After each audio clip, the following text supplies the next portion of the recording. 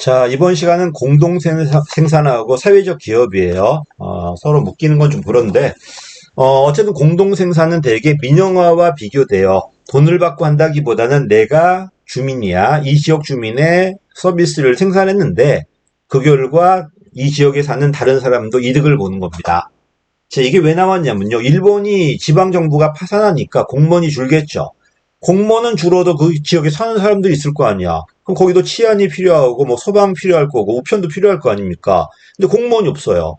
이러니까 그 지역 사람들이 스스로 그런 일을 할 수밖에 없잖아요. 나를 위해 한 거야. 근데 어쨌든 그 행동이 이 지역 공동체 이득이 됐잖아. 이걸 잘만 활용한다면은 꼭 공무원을 많이 뽑지 않고도 그 지역 사람들을 활용해서 그 지역 서비스 할 수 있잖아요. 이러면서 뭐가 나온다? 공동 생산 개념이 들어올 겁니다. 공무원도 많이 뽑지 않고 대신에 지방 주민도 세금을 작게 내면서 이 지역의 문제를 해결할 수 있겠죠. 정부도 못했던 거, 또 돈이 안 되니까 기업도 안 들어오잖아, 지금. 시장도 못하는 것을 이 지역 공동체 할 수 있다는 겁니다. 어쨌든 자원 절약과 관련해서 공무원도 안 뽑고 세금도 덜 낼 거니까요. 그 다음에 시장은 돈이 안 되니까 안 들어왔죠. 정부는 지금 망해 나갔죠, 지금. 이 두 가지를 동시에 극복할 수 있는 대안을 제시했다. 맞는 말이다. 221번도 맞았습니다. 그리고 222번입니다.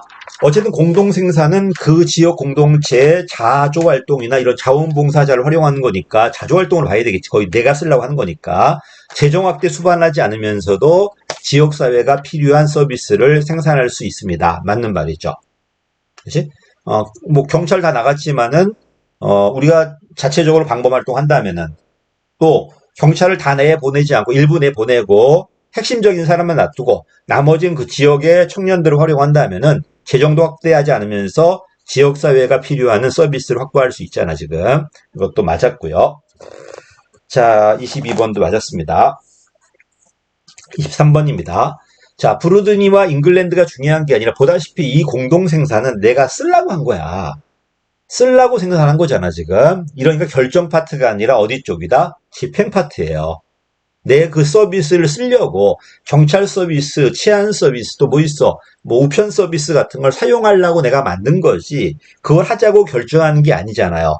결정 파트가 아니라 어디 쪽이다? 집행 파트에. 또 얘는 순수한 공공재가 아니에요. 내가 쓰려고 했는데 그게 공적 영역이 있다는 거야. 공과 사가 겹치는 영역이에요. 순수한 공공재가 아니고요.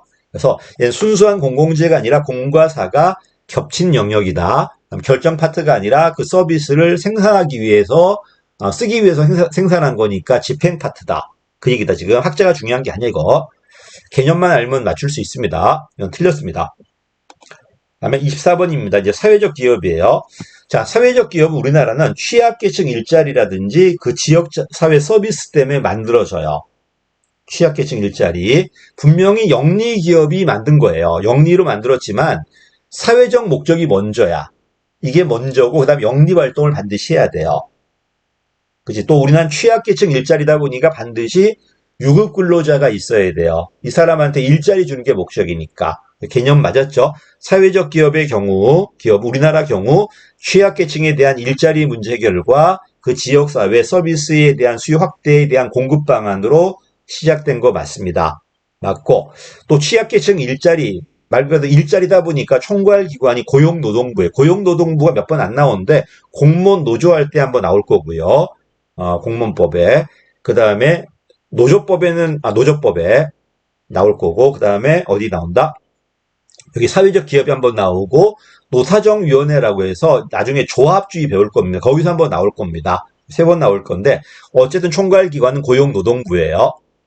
자, 자원봉사자로만 구성된 비영리 조직은 절대 인정받을 수가 없습니다. 왜? 취약계층 일자리인데 자원봉사자만 있다면 일자리가 아니잖아, 지금. 그래서 반드시 유급 근로자가 있어야 돼요.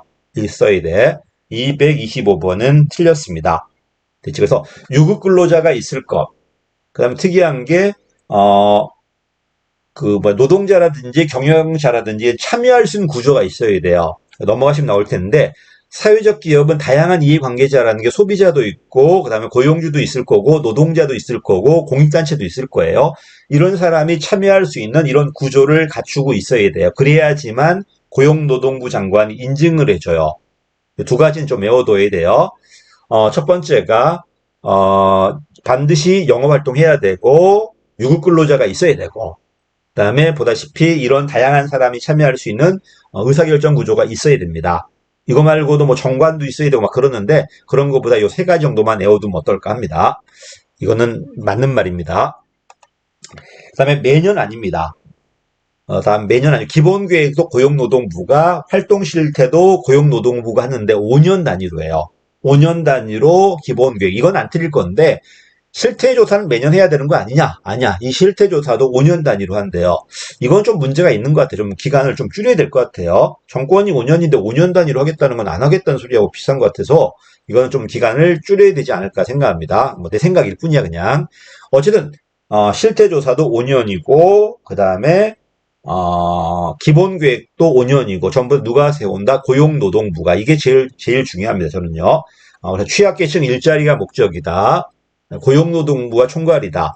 사회적 기업은 취약계층 일자리가 목적이었다면은 아까 봐도 커뮤니티 비즈니스는 취약계층 일자리가 아니라 이 지역 경제의 번영이 먼저다. 지역 활성화가 목적이다.